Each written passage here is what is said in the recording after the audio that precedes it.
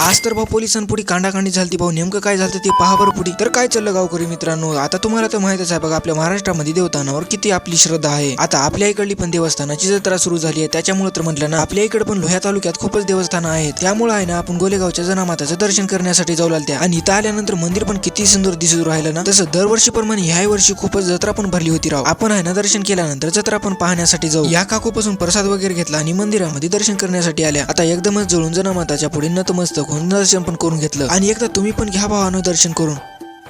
आता आपण निघाल त्या जत्रा फिरण्यासाठी आणि इकडे लहान लेकराच्या गाड्या पण भेटू राहिल्या राव. ह्याच्यासाठी जास्तच मार बसत होता घरच्याचा. इथं आहे ना सॅमसंग आयफोन हातातले वॉच पण भेटू लागल्या फक्त खाली 100 रुपये. तसं यार हे चष्मा कसा वाटू लागला माझ्या थोबाडावरती. आणि यार तितक्यात आपला भाऊ पण भेटला राव. तसं कसा दिसतंय ना वर्दीवरती. हे उड्या मारायचा खेळ आहे ना, पुरं आपलं जीवन सांगून जातं बाबा. जेव्हा पैसे नव्हते ना तेव्हा ह्याच्यामध्ये जाया पण भेटलं नव्हतं. आता पैसे असून सुद्धा ह्याच्यामध्ये जाया सुद्धा जमलं. जी आहे ना ती एकदम मनसोक्त जगायचं. तर काय म्हणता, तर चला राधे राधे.